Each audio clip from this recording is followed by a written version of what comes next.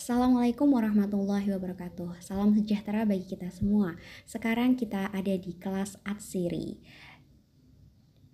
di Departemen Chemical Engineer Faculty of Industry Teknologi Universitas Pembangunan Veteran Yogyakarta. Hello guys, perkenalkan nama saya Rismati Kotonida dari NIM 121210025.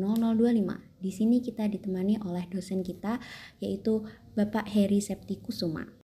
Hope you enjoy guys. Polusi, suatu hal yang tak asing lagi dengan kehidupan kita. Polusi bisa disebabkan oleh banyak hal, baik itu karena alam maupun karena manusia.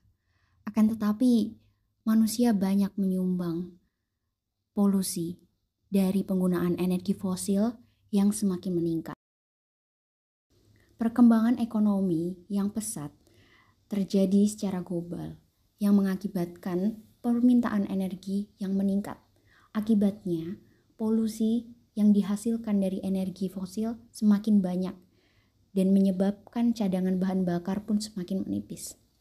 Selain itu, efek dari gas rumah kaca yang dihasilkan dari pembakaran fosil meninggalkan dampak bencana bagi cuaca global. Iklim yang tidak menentu seperti banjir, angin topan, dan kekeringan ekstrim dialami di berbagai belahan dunia yang merupakan akibat dari banyaknya polusi yang telah berada di bumi ini. Pembakaran bahan bakar bisa berupa dari sektor transportasi yang memberikan kontribusi sekitar 16% emisi. Sedangkan pembakaran bahan bakar fosil baik untuk industri maupun untuk yang lainnya menyumbang sekitar 62%. Tidak hanya itu, karena kekeringan yang semakin banyak melanda, banyak dari hutan-hutan yang mengalami kebakaran. Oleh karena itu, ada kebutuhan mendesak untuk mengeksplor lebih tentang sumber daya alternatif yang berkelanjutan atau sustainable. Salah satunya adalah biodiesel. Biodiesel sendiri memiliki beberapa kelemahan, akan tetapi dia juga memiliki kelebihan seperti kandungan sulfur yang dapat diabaikan, angka setana yang lebih tinggi, titik nyala yang lebih tinggi, dan pastinya ramah lingkungan karena termasuk bahan biodegradabilitasnya lebih tinggi. Selanjutnya, dengan kandungan oksigen sekitar 11%, biodiesel mampu membakar lebih sempurna di dalam mesin diesel itu sendiri. Dengan penerapan biodiesel, emisi karbon monoksida, partikulat, dan sulfur oksida dapat berkurang masing-masing hingga 40%.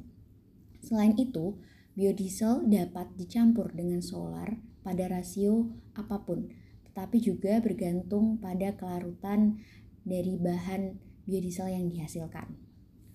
Menariknya lagi, banyak dari peneliti sudah mulai tertarik tentang topik biodiesel ini sendiri. Pada beberapa tahun terakhir, popularitas dari biodiesel telah berkembang secara global. Produksinya telah melihat pertumbuhan yang signifikan antara 20 hingga 80% di negara-negara seperti Amerika Serikat, Jerman, dan juga Brasil. Bahan yang populer atau sering digunakan sebagai bahan dari biodiesel itu sendiri seperti Calophyllum inophyllum, Sterculia foetida, jarak pagar, Kiba pentadra, minyak jelantah, ampas bubuk kopi, mikroalga, dan juga bahan-bahan lainnya. Pada kali ini lebih membahas tentang pembuatan biodiesel dari biji karika sendiri. Karika merupakan buah yang sering dipasarkan sebagai produk makanan atau minuman. Dagingnya diolah menjadi produk makanan atau minuman. Namun, biji dari proses industri tersebut dianggap sebagai limbah dan diperkirakan sekitar 9 ton per bulan limbah dihasilkan dari industri ini di Wonosobo, Jawa Tengah, Indonesia. Padahal, ada fakta unik tentang biji buah karika.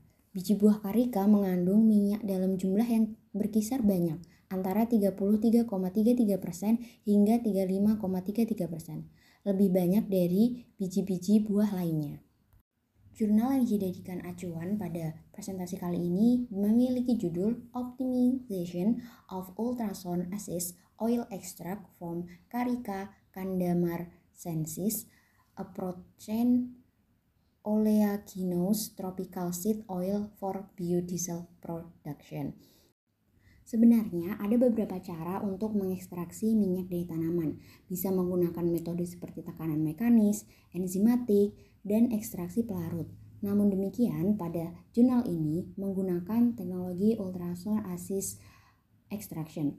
Hal ini dikarenakan penggunaan metode tersebut dapat meningkatkan proses ekstraksi. Selain itu, memberikan hasil yang lebih tinggi dalam waktu yang cukup singkat dibandingkan metode konvensional lainnya. Ekstraksi dengan bantuan ultrasonik ini sangat disukai, bahkan di tingkat industri sekaligus, karena pengaturannya yang sederhana serta hemat biaya. Hal ini juga terbukti sangat efektif bila dikombinasikan dengan metode ekstraksi pelarut. Selain itu, konsumsi energi dalam ekstraksi dengan bantuan ultrasound dilaporkan 50 kali lebih rendah daripada ekstraksi soflet konvensional. Metode ini memiliki prinsip pada kavitas akustik untuk memproduksi gelombang spontan atau kavitasi dalam fase cair di bawah titik didihnya dan akan merusak dinding sel sehingga pelarut dapat masuk ke dalam bahan. Pada saat proses ekstraksi ini terjadi, terbentuk gelembung-gelembung yang akan terus tumbuh dan energi mulai terkumpul di dalamnya hingga akhirnya meledak. Ini dikenal dengan kavitasi akustik, dan energi yang dilepaskan selama ledakan mengarah pada pembentukan titik panas regional dengan suhu dan tekanan masing-masing. Nah, pada fenomena tersebut akan menciptakan kondisi turbulen pelarut, sedangkan konversi energi akustik menjadi panas akan meningkatkan efektivitas proses ekstraksi itu sendiri. Akibatnya, dinding sel tumbuhan pecah, melepas minyak antar sel ke dalam pelarut. Pelarut yang digunakan dalam mengekstraksi minyak dari tanaman biasanya dapat berupa diklorometana, isopropanol, petroleum ether, dan heksana. Namun, heksana adalah pilihan yang lebih disukai karena karakteristiknya yang menarik, seperti titik didih yang lebih rendah, kelarutan minyak yang baik, inert terhadap minyak, dan harga yang relatif murah. Fokus penelitian dari jurnal ini yang pertama pengaruh parameter proses seperti tingkat amplitudo, ultrasound, waktu ekstraksi, dan juga rasio pelarut pada ekstraksi Carica ini sendiri. Yang kedua yaitu karakterisasi biodiesel setelah ditransesterifikasi berbantuan dari ultrasound.